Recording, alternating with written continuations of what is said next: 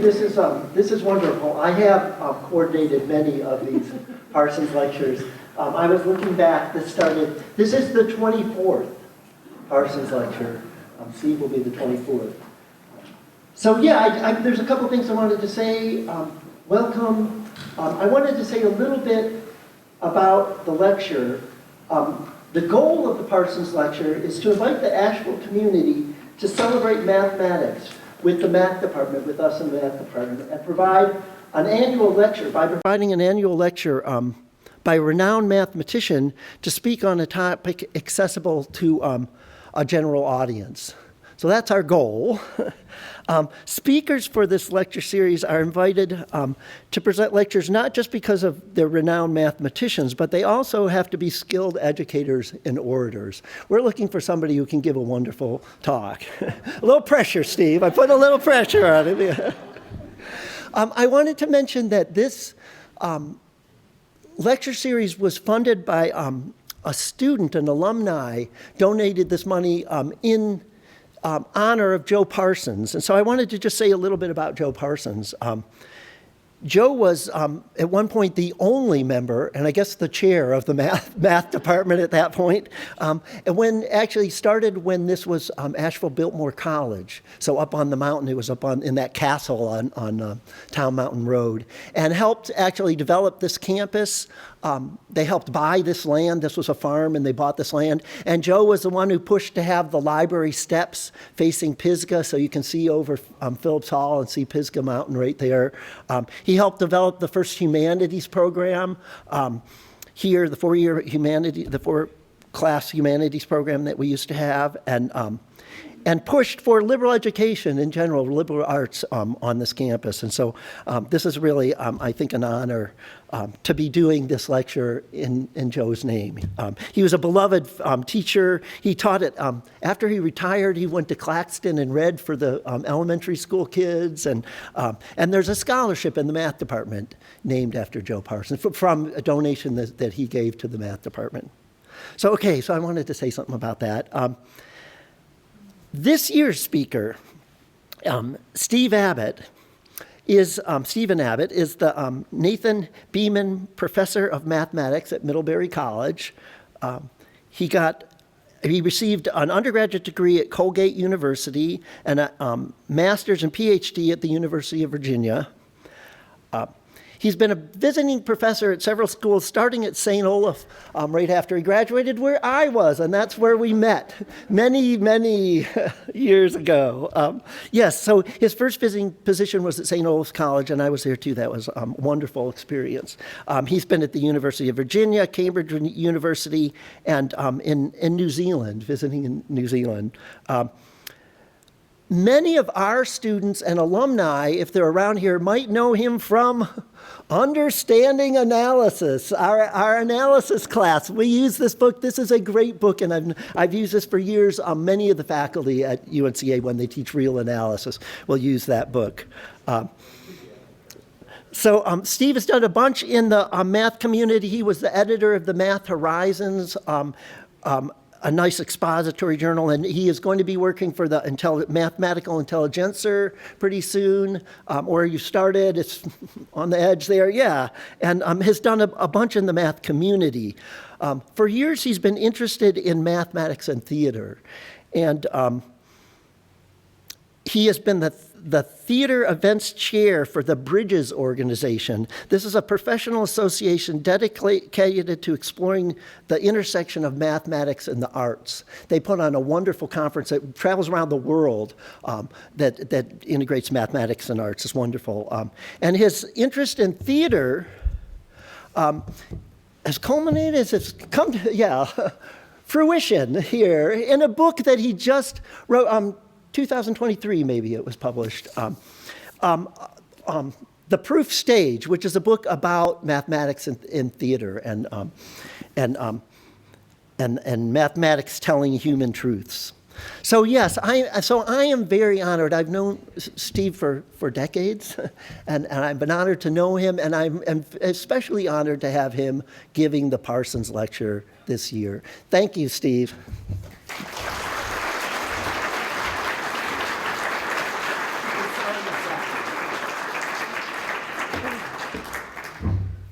Hello, everybody. Thank you so much.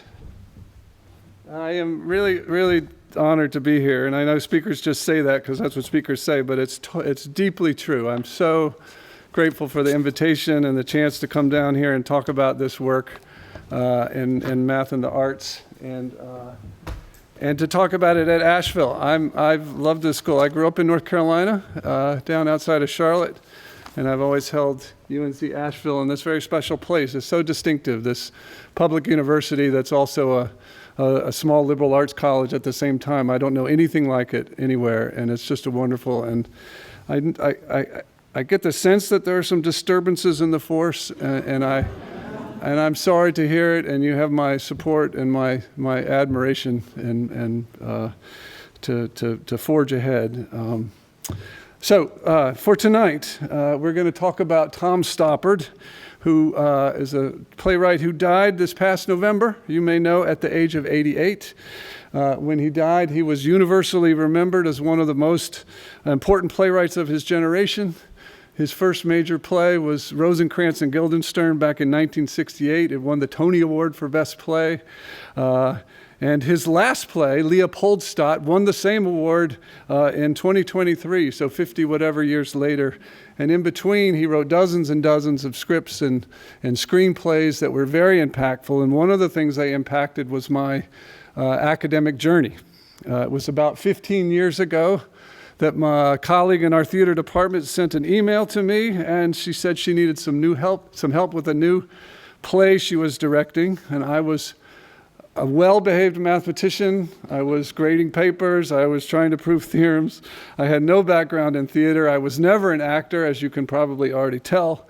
But it sounded like an interesting assignment, and I agreed to come down to the rehearsal room for a night, and I ended up staying for the whole production. And that play was Arcadia, which is a fantastic play full of mathematics. And afterwards, the director and I decided we would teach a course together, because it turned out that Stoppard had been tinkering with the dramatic potential of mathematics throughout his career. So I'm going to introduce you to some of those earlier plays tonight, but my guiding agenda is to try to make sense of what mathematics is doing in that last play, in his latest play. It's not obvious it should be there at all. Leopoldstadt is an expansive family drama about an extended Jewish family living in Vienna. It's set in 1899 in the living space of a very handsome city apartment. It's the dawn of a new century, and there's some guarded optimism about the progress for Jewish assimilation into Austrian society. The play then progresses through time with scenes in 1924, and there's one in 1938.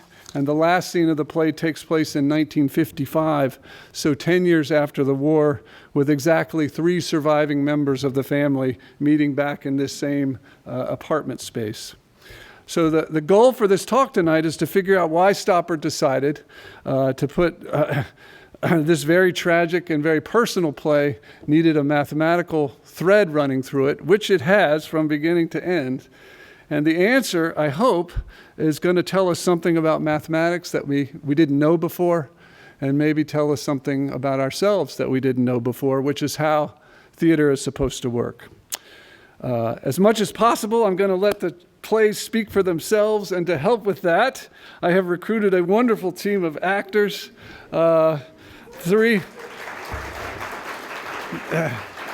Three are UNC Asheville undergraduates who are studying theater in some form, and the others are local actors who either work professionally or are part of this very vibrant community theater program. And you're going to meet 4 of them in this first scene. I'm going to have them already come on up here.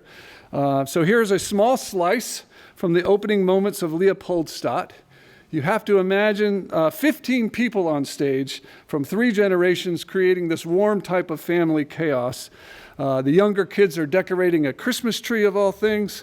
Someone is playing the piano. There are conversations about Sigmund Freud and Gustav Mahler. And then into this cacophony, we learn that one of the men is a mathematician, and he's on his way to Paris to attend the International Congress of Mathematicians. This is a wonderful historical event where David Hilbert, famous David Hilbert, gave his 23 problems that defined mathematics for the next century. The 8th problem on that list is called the Riemann hypothesis, which you might hear something about. The mathematician is named Ludwig, who at this point in the play is in his 30s.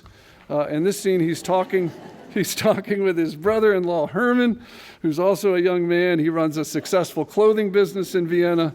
You're going to briefly meet Hermann's son Jacob, who's 8 years old, and Hermann's mother, so I guess that's Jacob's grandmother, who is sitting actually on the other side of the room, and she's working on the family photo album. Truth be told, there are several other overlapping conversations in this scene, but you're going to have to content yourself with just hearing these 4 actors. So let's do it. Jacob, have you told Uncle Ludwig? Told me what? Come on, Jacob, tell your uncle. I was first in my class for mathematics. My word. Well done. His teacher says he's a natural. I congratulate you, Jacob. You have great pleasures in store. Numbers are a huge toy box, so we can play with them and make amazing, beautiful things. Ask him something. What do you want for Christmas? I mean, test him. You'll see. Oh, well.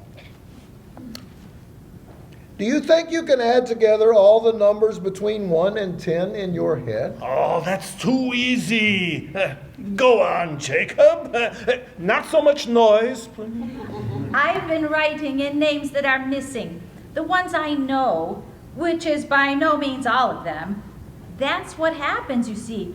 First, there's no need to write who they are because everyone knows that's Great Aunt Sophia or Cousin Rudy. And then only some of us know, and already we're asking, who's that with Gertrude? And I don't remember this man with the little dog. And you don't realize how fast they're disappearing from being remembered. 55. Quite right. And 55 is 5/11ths. That is interesting. Oh, come on, Jacob. About average. What do you mean? Wasn't he right? He answered correctly, but he failed the test.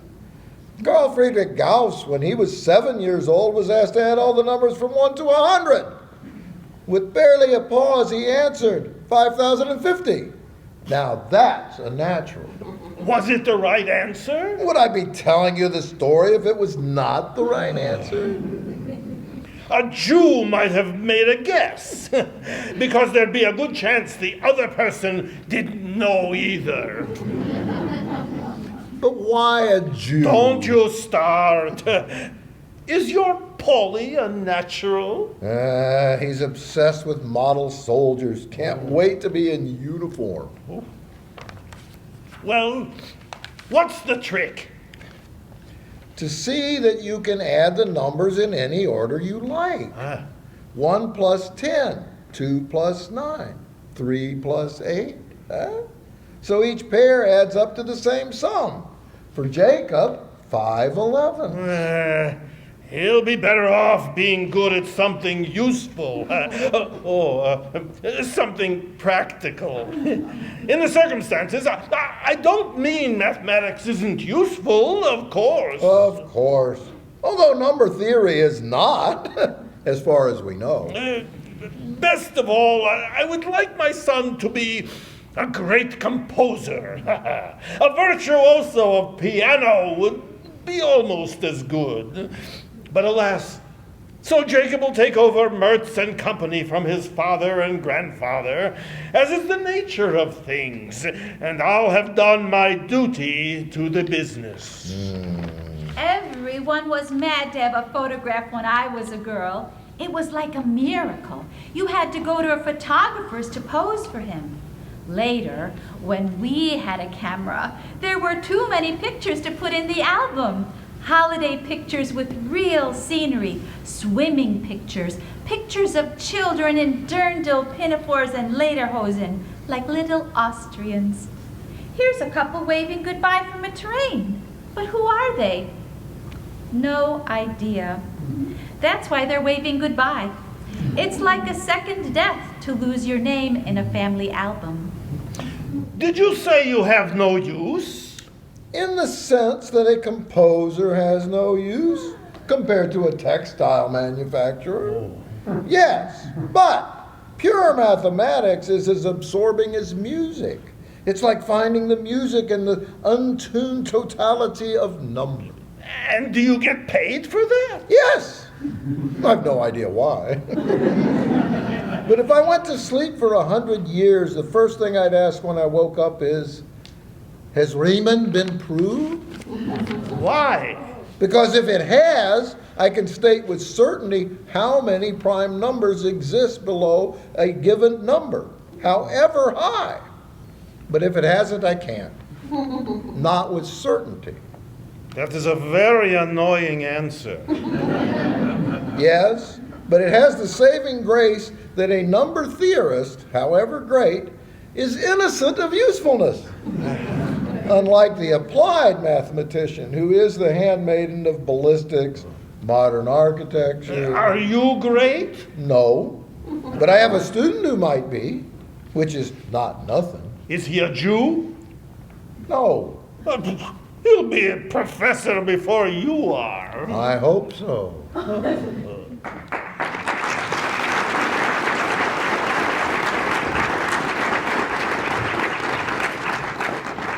So you can feel this curious and at the moment slightly awkward juxtaposition of the beauty of mathematics with the realities of Jewish life in turn-of-the-century Vienna.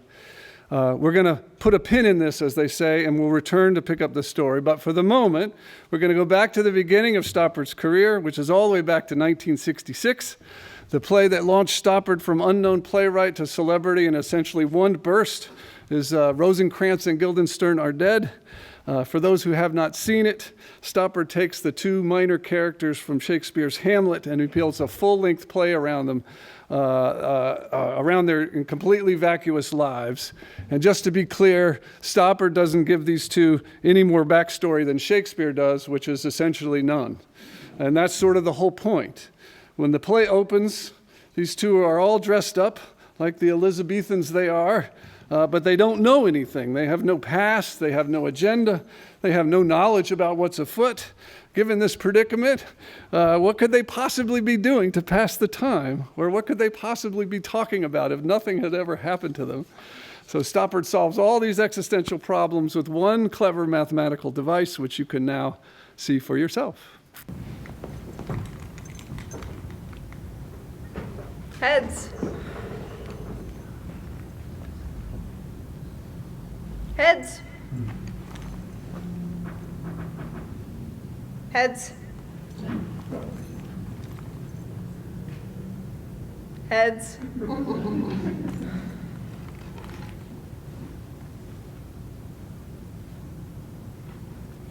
Heads. There is an art to the building up of suspense, Heads. though it can be done by luck alone, Heads. if that's the word I'm after. 76, love.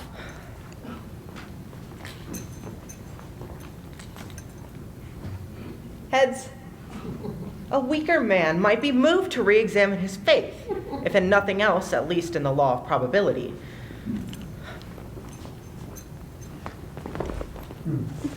Heads.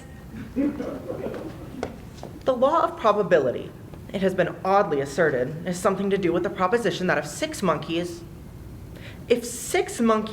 were Game. were they? Are you? Game.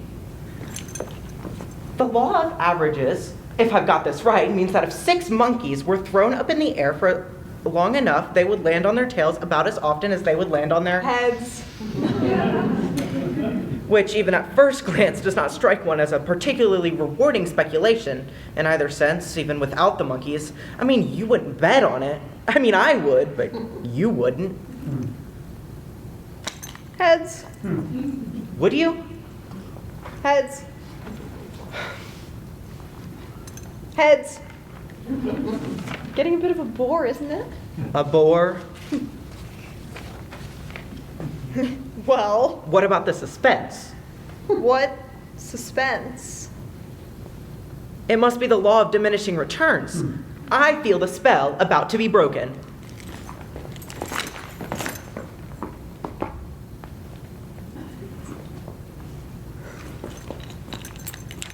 Well, it was an even chance. If my calculations are correct.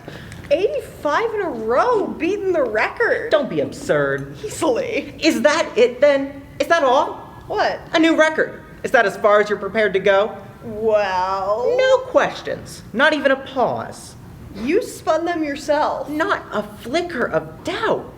Well, I won, didn't I? And if you'd lost, if they'd come down against you 85 times, one after another, just like that? 85 in a row. Tails. Yes! What would you think? Well, I'd have a good look at your coins for a start. I'm relieved.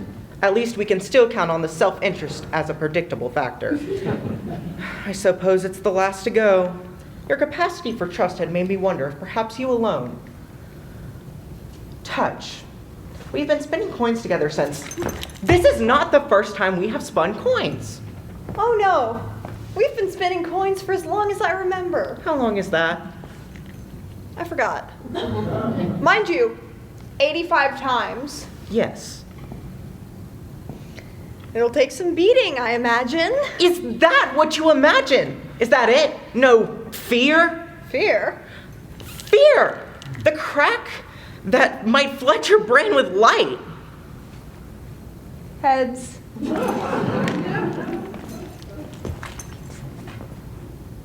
Heads. Heads.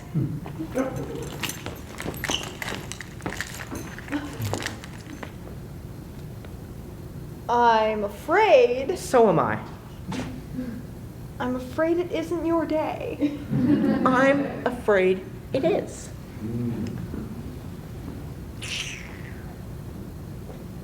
'89.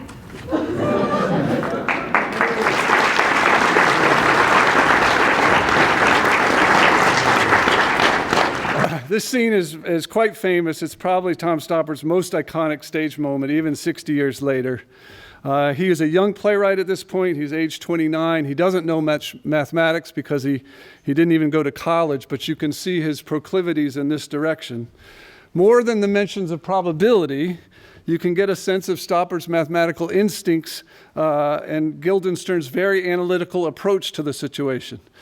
Guildenstern just sounds like a mathematician, and this phenomena only increases as the play goes on. The other thing you can see in this short scene is Stoppard's early fascination with how the universe really works. Are we governed by providence, or are we governed by probability, and how can you tell? In this moment, the script of Hamlet is the omnipotent force in the picture, but in the ensuing decades, Stoppard's going to revisit this question over and over from very different points of view. Is the universe ordered in some way, or is it random?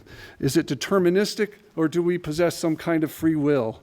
Are we being looked after by some intelligent moral guide, or is it turtles all the way down, as one of his characters says? Stoppard's next full-length play, after Rosencrantz and Guildenstern, is quite explicitly on this topic. The play is called Jumpers, and the central character in Jumpers is a philosophy professor named George. This is an unruly play with tons and tons of moving parts, but one of the major through lines is George's symposium paper, which he works on intermittently throughout the play. George has these long monologues, which are part philosophy, and they're part slapstick, and they're full of mathematics, which is curious because George's paper is about trying to prove the existence of God. So, to introduce you to George, we're going to see a short installment from Jumpers. On stage, George is in his home office dictating to his secretary while elsewhere in the house there's this kind of literal circus going on. There's a troupe of mediocre acrobats performing who happen to also be the members of the philosophy department. His wife is singing show tunes. Somebody gets murdered. There's all kinds of other morally dubious things that you're not going to see. But we are going to have a quick listen to George and his argument for the existence of God, which we're going to pick up here in mid-dictation. Does, for the sake of argument, God, so to speak, exist? Putting aside the God of goodness, to whom we will return, and taking first the God of creation, or to give him his chief philosophical raison d'etre, the first cause, we see that a supernatural or divine origin is the logical consequence of the assumption that one thing leads to another, and that this series must have had a first term. Now, how well-founded is such an assumption? Mathematicians are quick to point out that they are familiar with many series which have no first term, such as the series of proper fractions between 0 and 1. What they ask is the first. The first, that is the smallest of these fractions. A billionth, a trillionth. Obviously not. Cantor's proof that there is no greatest number ensures that there is no smallest fraction. There is no beginning. But it is precisely that notion of infinite series which, in the 6th century BC, led the Greek philosopher Zeno to conclude that since an arrow shot toward a target first had to cover half the distance, and then half the remainder, and then half the remainder after that, and so on ad infinitum, the result was, as I will now demonstrate, that though the arrow is always approaching its target, it never quite gets there, and St. Sebastian died of fright. Furthermore, by a similar argument, he showed that before reaching the halfway point, the arrow had to reach the quarter mark, and before that the 8th, and before that the 16th, and so on, with the result, remembering Cantor's proof, that the arrow could not move at all. Fire! Oh! Rescue! Fire! Will you stop this childish nonsense? Thanks to I've lost the element of surprise. Of the 5 proofs of God's existence put forward by St. Thomas Aquinas, 3 depended on the simple idea that if an apparently endless line of dominoes is knocking itself over one by one, then somewhere there is a domino which was nudged. And as regards to dominoes, I haven't got any further than St. Thomas. Everything has to begin somewhere, and there is no answer to that. Except, of course, why does it? Why, since when we accept the notion of infinity without end, should we not accept the logically identical notion of infinity without beginning? My old, consider the series of proper fractions, etc., then Cantor, then no beginning, etc., then Zeno, insert. But the fact is, the first term of the series is not an infinite fraction, but 0. It exists. God, so to speak, is not. Interesting. Continue. By missing the point of a converging series, Zeno overlooked the fallacy, which is exemplified at its most picturesque in his famous paradoxes, which showed in every way but experience that an arrow could never reach its target, and that a tortoise, given a head start in a race with, say, a hare, could never be overtaken. And by way of regaining your attention, I will now demonstrate the nature of this fallacy, to which I brought with me a specially trained tortoise, and a similarly trained damn and blast Thumper! Thumper, where are you?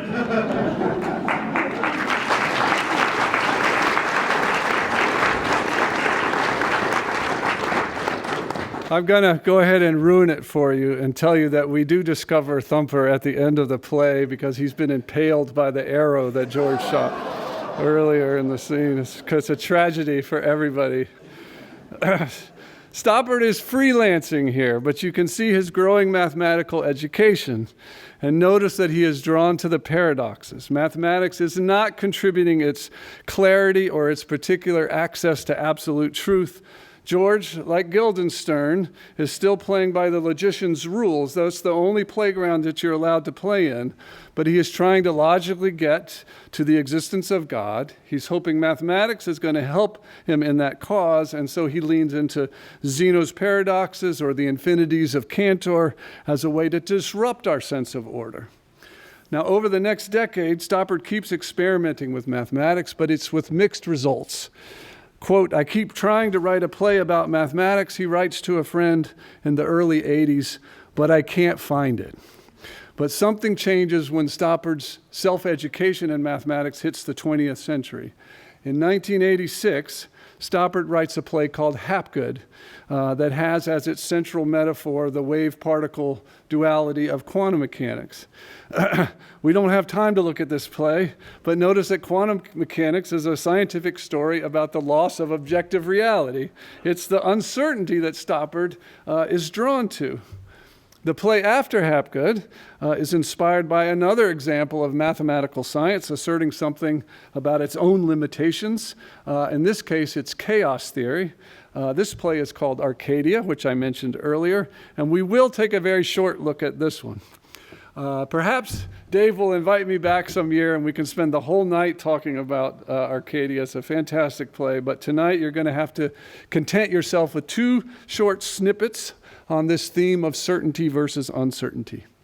Arcadia takes place in 2 time periods. It alternates back and forth, and one of these periods is about 1810, and the other one is in the present day, and they're both happening in the same room. In the spirit of fractal geometry, there are these layers of self-similarity between these 2 periods that show up in the lines of the characters and the themes that get repeated. And I want to show you one instance of this that illustrates Stoppard's really lifelong quest to probe this question of determinism. So I'm going to have my Arcadia 1 team come up here. In this very short scene, you're going to meet Thomasina. Thomasina is 13 years old. Here she comes. Her tutor is the Cambridge-educated Septimus Hodge, and the butler has a few lines at the top of the scene as well. So I'll just let you see the scene. Let's do it.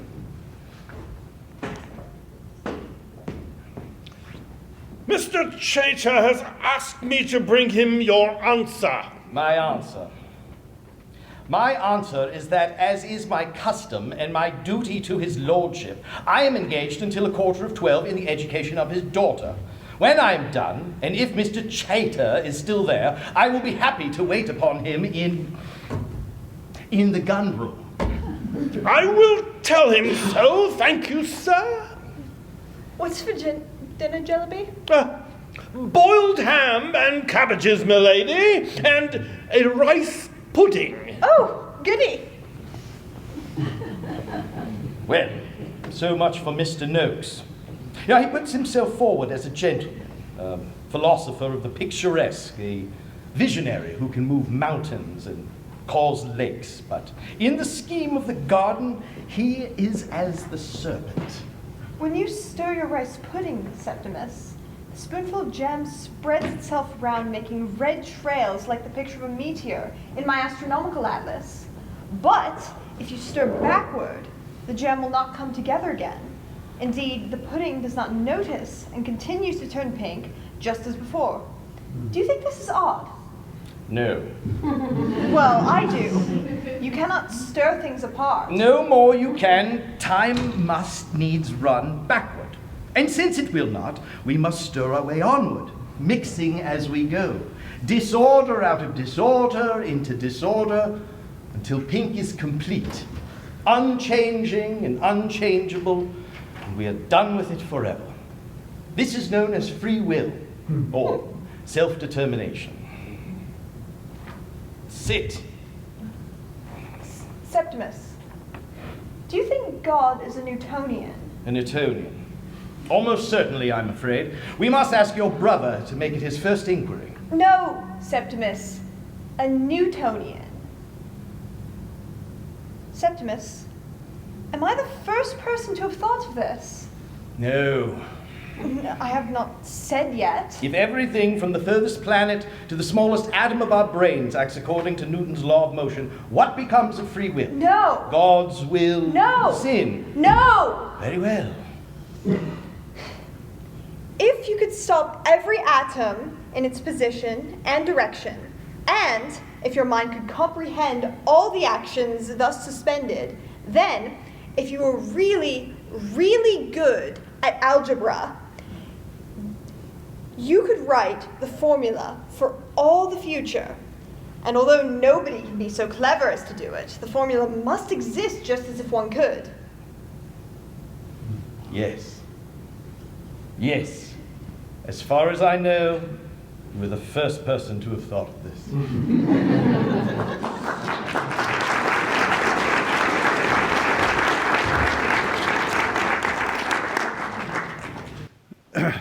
This scene that you saw comes very early in Arcadia, and remember the year is 1810, and Newton's laws are firmly in control, but hopefully you noticed the image of increasing entropy or disorder in Thomasina's rice pudding. That's a very unsubtle nod to the second law of thermodynamics that Thomasina will eventually discover for herself, 50 years before it's articulated, and it's going to put a sizable dent in Newton's, perfectly tuned universe. We're going to now see the promised parallel scene that takes place in the present day later in the play. Thomasina and Septimus are replaced by Chloe and Valentine. Chloe is fun and flirty, and when the scene starts, she's reading the tabloid headlines related to some events that have happened in the house earlier in the play. Valentine is her older brother, and he is one of Stoppard's beloved mathematicians. Even in Arcadia, sex, literature, and death at Sidley Park. Picture of Byron. Not of Bernard. Byron fought fatal duels, says Don. Valentine, do you think I'm the first person to think of this? No. I haven't said yet. The future is all programmed like a computer. That's a proper theory, isn't it? The deterministic universe, yes. Right. Because everything, including us, is just a lot of atoms bouncing off each other like billiard balls. Yes, there was someone. Forget his name, 1820s, who pointed out that from Newton's laws you could predict everything to come. I mean, you need a computer as big as the universe, but the formula would exist. But it doesn't work, does it? No, it turns out the maths is different. No, it's all because of sex. Really? That's what I think. The universe is deterministic, all right, just like Newton said. I mean, it's trying to be, but the only thing going wrong is people fancy people who aren't supposed to be part of that plan. Huh. The attraction that Newton left out. All the way back to the apple in the garden. Yes. Yes, I think you're the first person to think of this.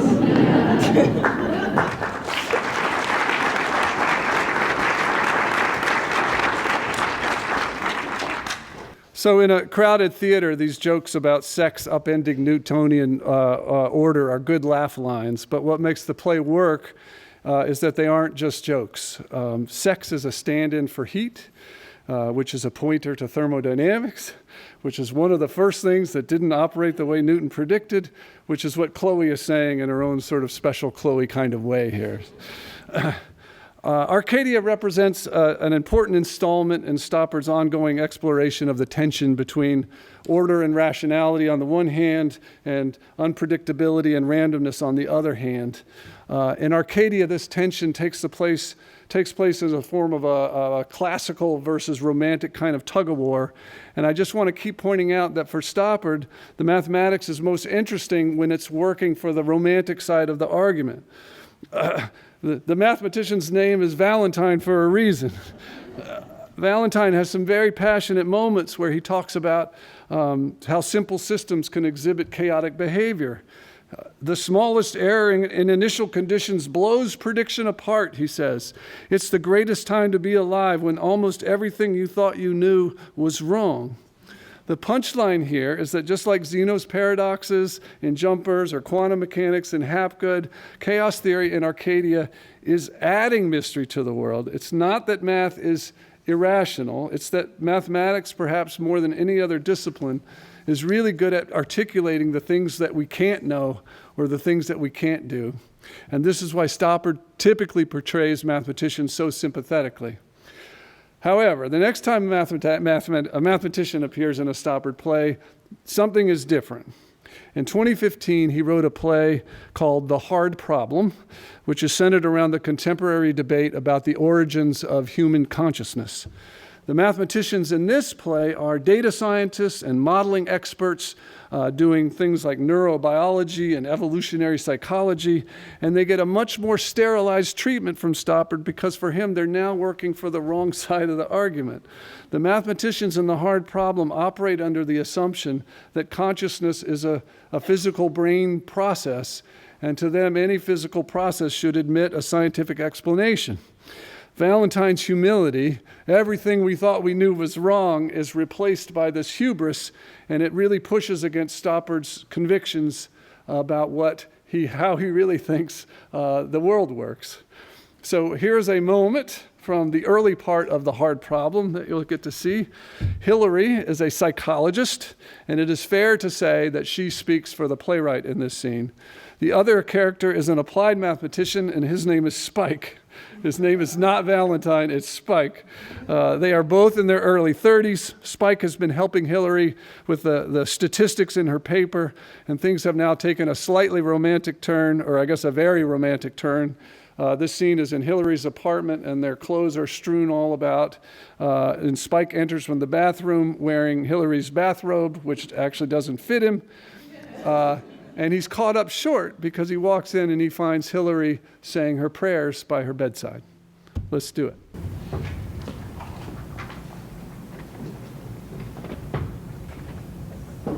Sorry. What about? Were you praying? Yes. Sorry if I came in at the wrong moment. I was saying my prayers. I wasn't putting in my dentures. Thanks. Glad you did that after, not before. I feel the same way about what you're wearing. You're lovely. It was lovely. You know, afterward, you said, you muttered really, did you know? You said, thank you, thank you. I thought that was so... You don't have to say thank you. Actually, I wasn't talking to you. Oh, sorry. So, so you, as it were, pray to God then? Yes. You pray every night? Yes. Usually before I get into bed. Oh. Does it work? Yes. You find prayer works? Yes. Every time? Yes. Every time I say my prayers, I feel better. Oh, works, right, psychological. Oh, wow, Spike. I never thought of that. Missed it completely. Shit, that explains it. Hello, hello. When I clap my hands, you'll wake up and find you're in bed with a student wearing a negligee. Lucky me. Better than when? What do you pray for? Forgiveness. Forgiveness. Thought it was me who should be doing that. What you need to pray for is getting into the Kroll Institute. How does God feel about your model of nature-nurture convergence in egotistic and altruistic parent-offspring behavior? Does he think you're on the right lines? I tell you what, Spike, if I were up for a back and forth about God, I'd rather not have it with an asshole. Where we was you were supposed to be checking the maths for me. But to tell you the truth, I feel a bit thrown now. I wasn't expecting to deal with a rival hypothesis. That's not what I said. I'm not thrown by sharing an ancestor with a grunting chimpanzee. Evolution by natural selection, bring it on. It's only that millions of years later, the chimp is still grunting, and you're using words like hypothesis. So I'm wondering if there's something they left out. There's nothing for you to be bothered by. If not me, who? I'm Darwin. I'm Mendel. I'm Crick and Watson. I stand for all the science that's taught. We've scraped you clean of gibberish. We've taken you to bits, put you back together from the atoms upwards so you understand how you work and how everything around you works. We've accounted for every particle in the universe except for dark matter. We're working on that. And here you are on your knees. To what? To who? You might as well pray to Peter Rabbit. Explain consciousness. Apart from consciousness. Explain consciousness. There's no baby. There's only bathwater. I've got nothing personal against God, except the usual. But I expected better than you, from you. I mean, when did your mind turn into a party balloon? I mean, you made it nearly to the end of the journey. Give it a few more years, we'll have gravity wrapped up with the other forces, and there'll be nothing for science to do except collect new beetles. Well, I don't believe that entirely. In fact, I'm so disgusted I've started talking bollocks. Explain consciousness. Flame, finger, brain. Brain, finger, ouch, consciousness. Brilliant. Now do sorrow. Oh. You think you've done pain. If you wired me up, you could track the signal. Zip, zip. If you put my brain in a scanner, you could locate the activity. Ping, pain. Now do sorrow. How do I feel sorrow? Do you feel sorrow? Yes. I'm making you sad. Not everything is about you, Spike.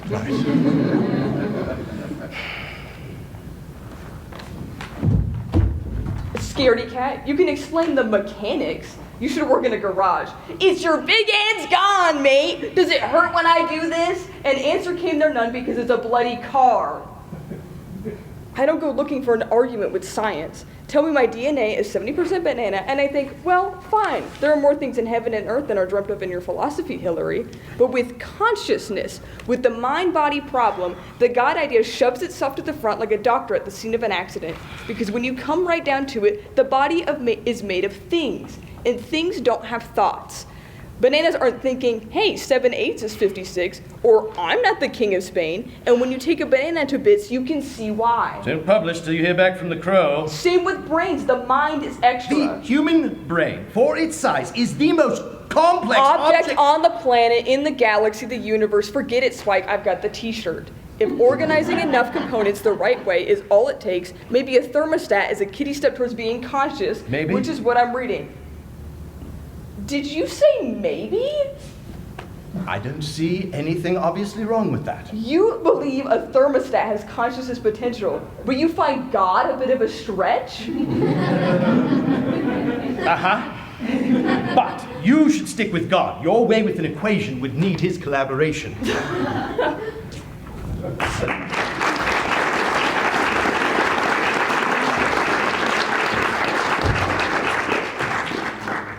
To recap where we have been, it has been 50 years since Rosencrantz and Guildenstern are dead, and Stoppard is still wrestling with how much of the human journey can be accounted for by analytical means. What should be clear by now is that Stoppard has a reverence for places where reasoned inquiry can't quite reach, and he is most fond of mathematics, not when it is proving truths like the Pythagorean theorem, but when it is helping him argue for the persistence of sources of mystery.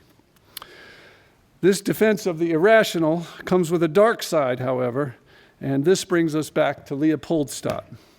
One of the most frequently quoted lines in reviews of Leopoldstadt is when Ernst, the family doctor, says that, quote, "the rational is at the mercy of the irrational. Barbarism will not be eliminated by culture." And I think this is the most fruitful direction from which to approach the question of mathematics in Stoppard's, in this last play by Tom Stoppard. Now, you got to meet Ludwig in the first scene from 1899. Remember that he was defending mathematics for its beauty and also for its clarity. In the play's early debates about the prospects for Jewish assimilation into Austrian society, and we didn't actually get to see a lot of that, Ludwig takes a very negative stance on that question, and of course his pessimism turns out to be the correct view. So one thing to say is that the clear-eyed mathematician is the one to see things as they really are. This is part of the play's story, but I actually don't think it's part of the play's, or an important part of the play's, mathematical story. Now we're going to see another moment from Leopoldstadt, and this one comes later, and this is from the scene set in 1938. And at this point, Austria has been annexed by Germany, and the Nazis are closing in on the family home. In fact, they are actually minutes from coming through the door of the apartment. Ludwig is much older now. He's 70 perhaps. He's back at the center of the same crowded living room, and he is playing a game of cat's cradle with two members of the youngest generation. One of these kids is Leo, or Leopold, which is his 8-year-old grandson, and the other kid is Nathan, Leo's cousin, who is about 14 years old in this scene. If you don't know it, cat's cradle is played with a long loop of string that you lace around your fingers, and it gets cleverly passed from one kid to the other kid in such a way that it forms a new configuration. And in this particular version of the game, Ludwig has tied 3 knots in the string before the kids started playing. There's a 4th character in this scene. It's Nathan's mother. Her name is Sally, and she's reading from a children's book to the very smallest kids. And again, she's on the other side of the room, and I wanted to just give you the sense of these overlapping conversations that are happening. But your attention can be largely focused on Ludwig and the game of cat's cradle. I have a daughter, said the witch, who is as beautiful as any you will find. If you will make her your queen, I will show you the way out of the forests. Stop there. Now, we have made 3 knots in the string. You see where they are? Your turn, Nathan. Do something. Good. Stop again. Now, where are they? There, and there. Who'd have thought it? Your turn, Leo. Good. Stop. Now look where the knots have gone. The king had already been married once, and by his first wife he had 7 children, 6 boys and a girl. Now imagine that the cat's cradle is in a glass box, and the string is invisible except for the knots. Each knot has an address. So far from this edge, so far from this edge, and so far from this edge. The knot is where the 3 lines meet. The 3 numbers, which we call the coordinates, give you the address for each knot. Go on, Uncle Ludwig. If you didn't know it was cat's cradle, there seems to be no rhyme or reason to the way the knots change their address. And if I wrote down the addresses for you, how could you find the rule that turns one set of 3 numbers into another set? You might as well look for the rule that makes a fly go this way than that way. But as it happens, we do know, like God, that everything unfolded from our game of cat's cradle. Each state came out of the previous one. So there is order underneath, mathematical order. But how can we discover it? The knots always stay the same distance from each other because we didn't cut the string. They're not allowed to show up anywhere they like. This is a mathematician. Is that mathematics? She had learned witchcraft from her mother, and she turned the 6 boys into swans, which flew away over the forest. Am I a mathematician, Grandpa? Can you add up all the numbers between 1 and 20 in your head?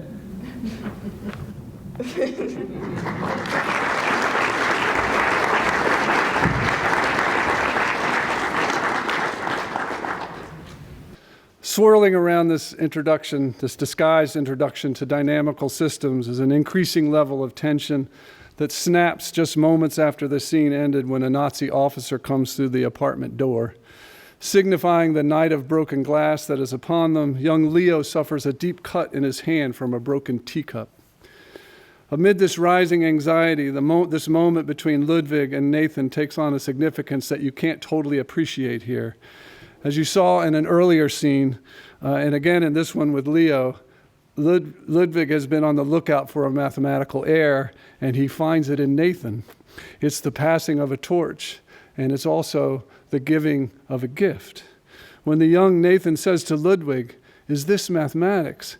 he doesn't know that his love for patterns counts as a noble art, but he knows it now. Nathan is one of the few members of the family to survive the death camps, and there's a way in which he does so via this lifeline that Ludwig bestows on him in this moment. In this moment, mathematics becomes this very beautiful gift in an otherwise devastating kind of darkness. Leo also survives the war, but in a totally different way. His mother remarries a British journalist at the last minute, and the 8-year-old Leo lives out the war in England essentially as an English schoolboy, and he essentially sheds his Jewish identity and starts a new life as Leonard Chamberlain. Now, very significantly, Leo's particular fate is a reflection of what happened to Tom Stoppard. Stoppard was born into a Jewish family in Czechoslovakia, and after a series of narrow escapes, he ended up as an English schoolboy, actually at age 8 himself. Over the decades, Stoppard would regularly refer to himself as having lived a charmed life or as having been lucky, but as he grew older, he felt that those terms started to make him feel uncomfortable. In this context, the providence versus probability debate about how the universe unfolds takes on a very deep personal significance. The mathematicians I know don't believe in luck or fate or coincidence. Whatever is true about the prime numbers or the roots of the Riemann zeta function is true for a reason. If it turns out that every prime number greater than 2 is the sum of 2 primes, it's not true by accident. Numbers aren't capricious, and the universe shouldn't be capricious. There is order, you heard Ludwig say, but how can we find it? One of the main reasons that Stoppard routinely puts mathematicians in his play is to remind him and to remind us that good fortune or luck is never a satisfying answer to a hard question. I want to give Stoppard the final word tonight from one last scene from the closing scene of Leopoldstadt. This scene is going to take us forward to 1955, so a decade after the war, with Nathan and Leo back in the same family apartment. Leo has lost or suppressed essentially all his memories of this early time in his life. He's only just discovered Nathan's existence in the last few days on a chance visit to Vienna. Whatever hope or joy Nathan might have had for reconnecting with his younger cousin is undone by Leo's lack of awareness of his family and his particular fate. The cousins were 8 and 14 when we last saw them in this space together. Now they are 26 and 32, and they are trying to make some ordered sense out of their chaotic journeys. Being made British was the greatest good fortune that could have possibly happened to me. Top country. Well, we stood alone, didn't we? Woo. And woo to you too. Until Hitler turned on Russia, it was just us. I'm proud to be British, to belong to a nation which is looked up to for, fair play and parliament and freedom of everything. Asylum for exiles and refugees, the Royal Navy, the royal family. You're making me self-conscious now. But that's the way I've been left facing. Oh, I forgot Shakespeare. I was quite pleased to have Jewish blood. To my mind, it's a little bit of a distinction and an exotic fact from my life gone by. I knew I'd have a narrow squeak thanks to Percy. Really a charmed life when you think about it. The funny thing is, you're more Jewish than we are. My grandma Wilma married out, so Rosa and Sally had only 2 Jewish grandparents. The Nazis called them Mischlinge, half-breeds, half-Jews. More than enough by the Nuremberg laws. I'm 3/4 Jewish, but you're the whole catastrophe. Have some more cake. All right. Did many Jews come back like you? Not so many, but some. There were a few thousand who never left, living below the surface with a Gentile husband or wife. U-boats, they were called. Were not enough to count politically. Why did you come back? Who the hell are they to tell me I'm not wanted? We were 10% of the Viennese and 50% of the university graduates, of lawyers, doctors, writers, philosophers, artists, architects, composers. Without the Jews, Vienna was mothballed like a carnival costume. There was that, and there's the horse chestnut trees and the Hauptallee. This is my town. Yes, I see. I was in a DP camp in the American sector for a year. Displaced persons. By the time the British made Palestine the UN's problem and the UN created the land of Israel, I was in New York, 24 years old and in a math class at City College. My charmed life. I came back in 1949. Are you back for good? Who's to say? Austria is officially innocent. The ecstatic multitudes who welcomed Hitler, innocent victims. Half the camp guards were Austrians, innocent victims. The state treaty suits everybody. Austria is now in the front line of the Cold War, so American dollars have kept us afloat. Demel has coffee and cakes again. Fidelio will be the first performance in the new opera house, conducted by an ex-Nazi. Anti-Semitism is a political fact. It's a bit soon for it to be a party platform, but when it is, there'll be Austrians to vote for it. It can't happen again, Nathan. I bow to your experience. I'm sorry, Aunt Rosa told me what you do in England, but I've forgotten. I don't do anything much. I write funny books. I've written 2. Short but funny, or funny but short.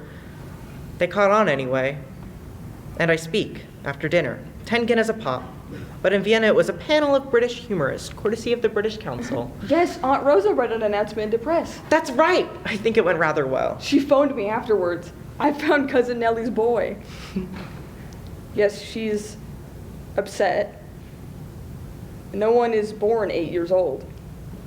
Leonard Chamberlain's life is Leo Rosenbaum's life continued. His family is your family, but you live as if without history, as if you throw no shadow behind you. You wanted to know why Jacob killed himself. It was because he didn't think he deserved to be saved when so many died. Do you know you've got a scar there? You cut yourself on a broken cup. Your great-uncle Ernst, Aunt Rosa's dad, my granddad, sweet Ernst, the doctor in the family, sewed it up. Do you remember that? I don't want any cake.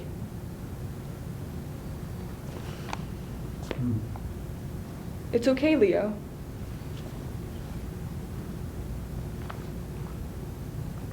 Do you remember about the broken cup? That was the last day you were in this room. Cat's Cradle. What? Cat's Cradle. Cat's Cradle! Do you remember me? It was your grandpa showing us. I'm still playing Cat's Cradle, only I call it dynamical systems. I loved your grandpa Ludwig. He lost his wits somewhat, but he showed me mathematics till they took him away 2 years after. He was desperate because he thought he'd found a new way into the Riemann hypothesis, but only in his head. And by that time, nobody had a pencil.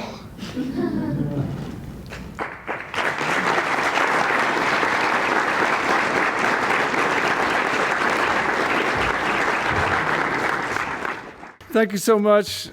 I want to just have my actors come up. Juno, Liz, and Elsa are my undergraduates. Charlie, Luann, Jure, and Corey. Thank you guys. Come on up. What's that?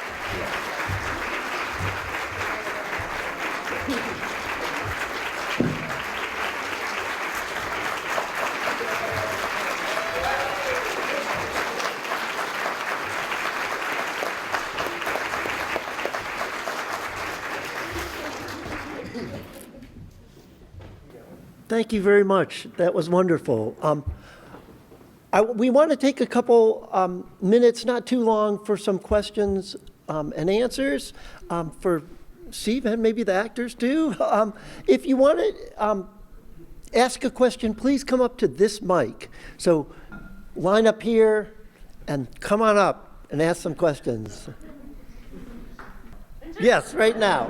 Edward, come on up, Edward.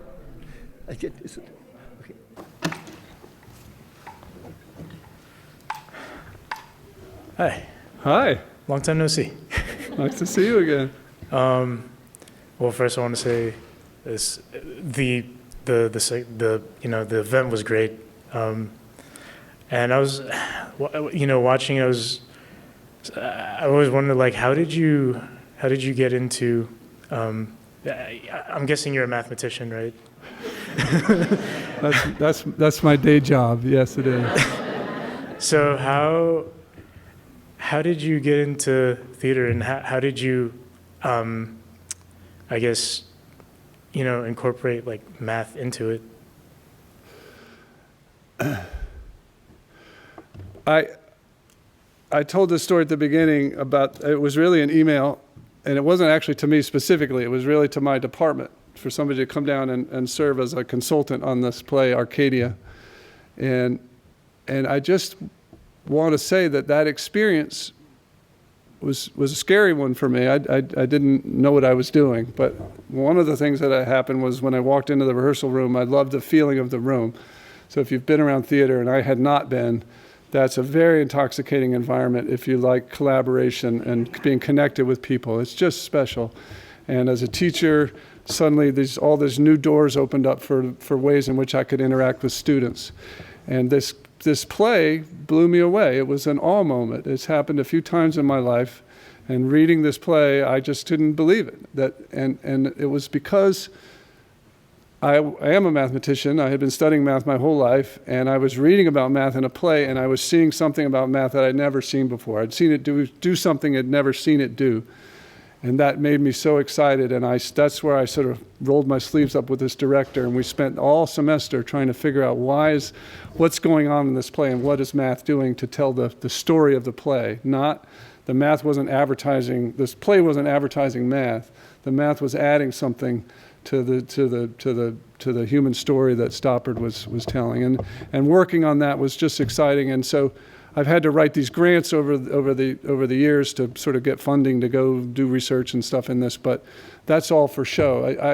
I'm doing it because I just found it intoxicatingly rewarding, and it has been a wonderful hobby that has spun out of control over the last 15 years. So that's the truth. Yeah, nice. Thank you for that. I'll advertise my book shamelessly while we sit down. Yeah. I'm a physicist, so over the years watching Stoppard, I always thought, oh, he's a physicist. Particularly Hapgood, which goes into secret agents and talks about electrons and compares them to secret agents, and is quantum mechanics. And I thought, oh, he must have picked that subject up from his son, who studied physics at University of Bristol. And I just wondered, where do you see the line between physics, entropy, all that? That to me, that was physics. Of course, it's math and physics are sister pursuits, I would say. So his son, I think was at Cornell too, maybe, if I have. And one of his sons is an actor and played Valentine in a couple of productions of Arcadia. I think Stoppard's, I told you he didn't go to college. He finished the high school and then he went and became a journalist. And just watching him educate himself over the years and the approach that he brings to all these ideas is a little bit, he's always fishing for something to put in a play. Like, when he learned about this wave particle duality, he says, oh, there's a play in that. I can hear that quote in his head. I hear him being interviewed. And then he had to go find it. Now, Hapgood, which was around 1986, was not beloved. And you may know that. That play was, in some sense, a little bit ahead of its time. It's been revived very successfully in multiple cases, but when it came out the first time, the mathematics and the physics was a little dense. And instead of making people excited and sort of admiring what it looked like, the people felt a little dumb. The physicists I saw it with were very excited about Yeah, it. some of us were. And that's a trick. And I do think the success of Arcadia, which is sort of 92, 93 in England, and then a little bit later in New York, and then Copenhagen, which I assume is a play you might have bumped into as a physicist, the success of that play, I think those two plays, if you look at the bibliography of plays about math and science, it just blossoms after that. So there was a door cracked open, or a reveal. Playwrights realized that there was a whole branch of the intellectual spectrum that was relatively unexplored. So this course that I taught with my colleague on Stoppard the first time, the second time we taught it, it was on science and theater generally. And we did a few Stoppard plays, but by then there was a whole, and conferences started happening, academic conferences. So, I could do this stuff and actually keep a straight face with my dean. It became an academic pursuit, which was good cover for me. So thank you for that. Thank you. Yeah, Math for is sure. great too.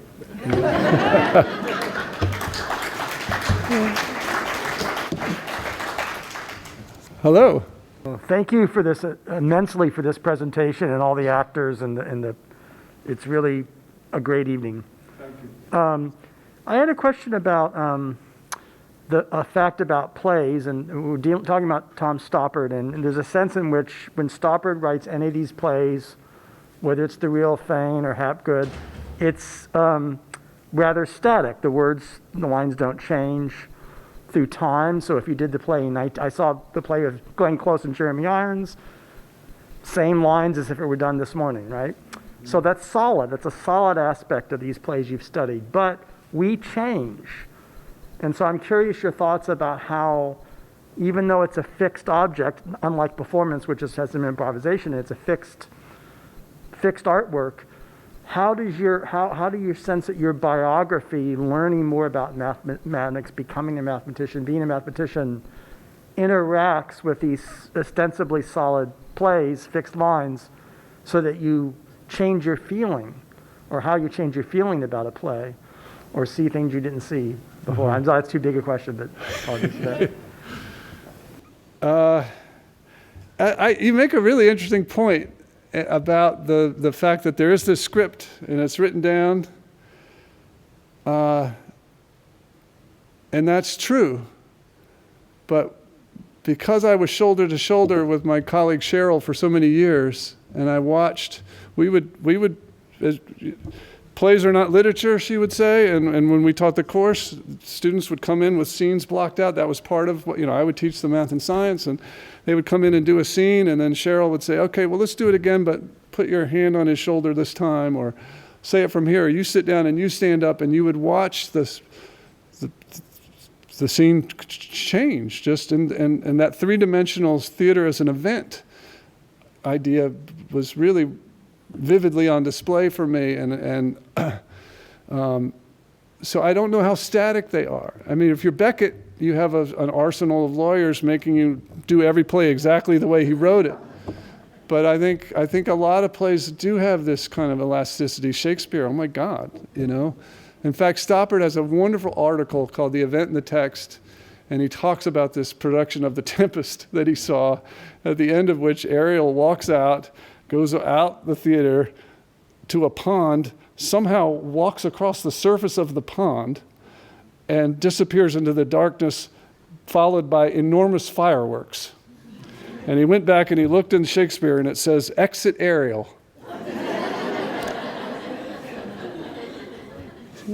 So how static is it? If you want it to be static, write a novel. But plays can live, I think, and that has been part of their joy for me. So thank you for that question, though.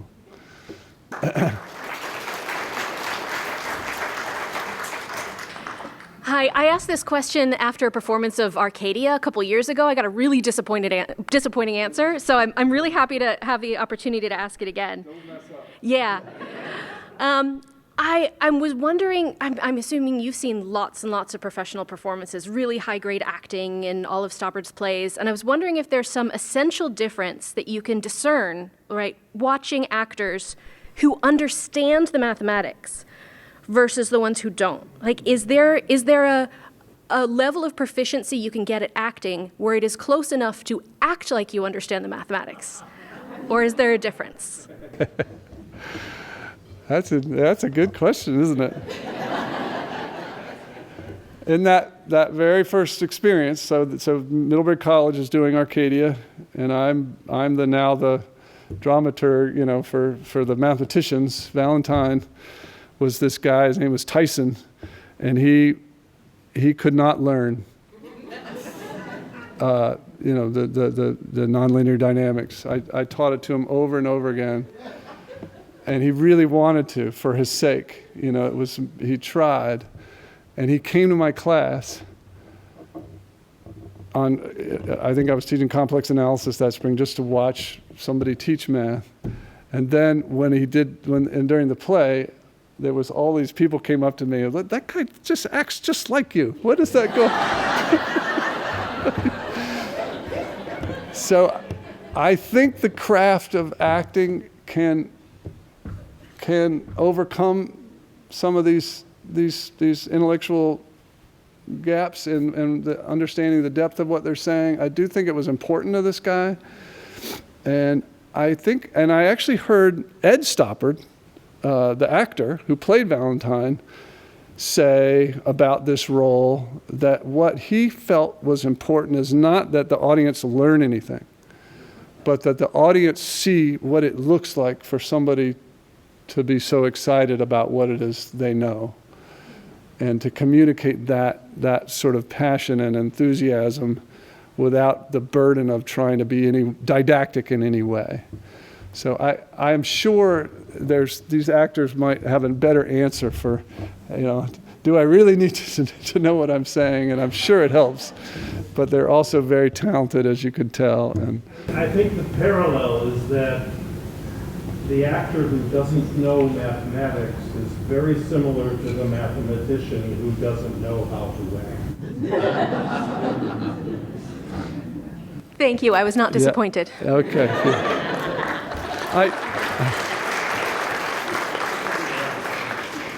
Hi there.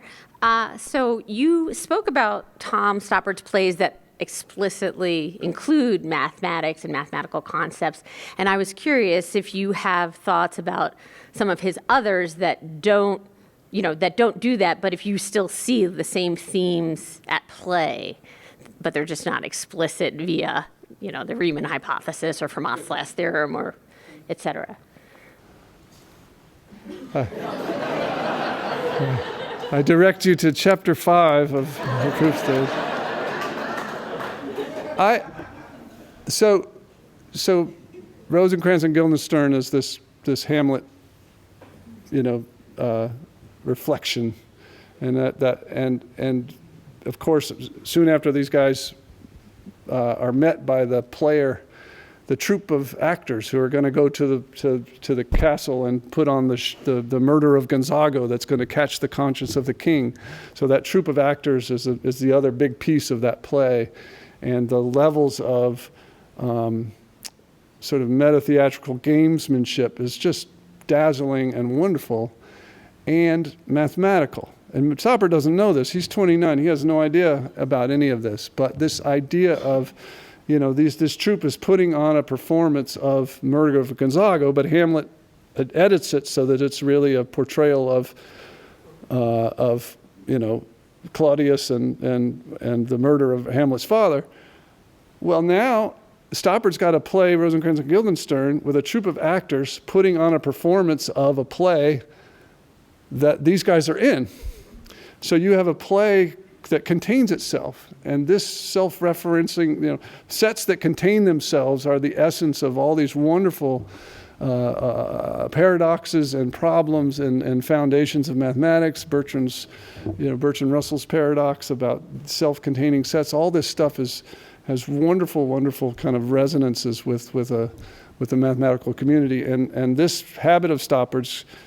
The Real Thing, is a play where the first act is written by a playwright we meet in the second act, and Travesties is Importance of Being Earnest, and one of my favorite plays is called Artist Descending a Staircase, which I won't go into, but it has that same way in which it has these self-referencing qualities that for me are very closely aligned with a lot of the logic and foundations of what was going on in set theory and 20th century mathematics. So thank you for the question. And yes, these things show up in explicit content ways, but also in these other really structural ways. I think the last thought I had, and it goes with Jeray's comment, is I have done a few presentations on these topics and usually sometimes it's about the class I teach, and somebody always asks something like, well, I get why, the math students or the science students get to do theater, but the poor theater students, how can they do the math? Like there's this imbalance between how difficult one thing is and the other thing is, and I just want to smack them and say, you have no idea how hard and rich and deep the craft of theater is, and what it entails, and what you have to learn, and the distance you have to go to understand what's going on there. Sure, yeah, there's some exclusive math knowledge, but that's a two-directional street with equal challenges and rewards in both directions. And I just want to get on my little soapbox and say, the arts are what make it all make sense. We are learning all these things, and we are telling all these stories, but we don't know what's going on, and what these playwrights are doing and artists and novelists and painters and they're putting frames around things and showing us what it is we've done that in a way that is so important. And I'm a little bit wondering if this speech needs to go to whoever's making decisions about what's happening with the arts here at UNCA, because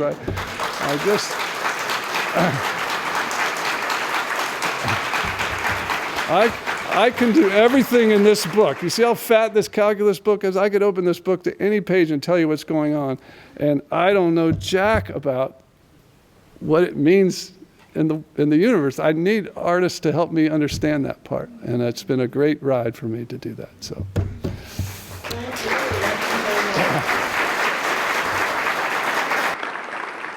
I think this has been wonderful, definitely a celebration of the liberal arts and interdisciplinary things, which I think is very important for us right now. This was a wonderful talk. Let's say thank the actors, and one more time. And Professor Abbott, let's thank Professor Abbott one more time.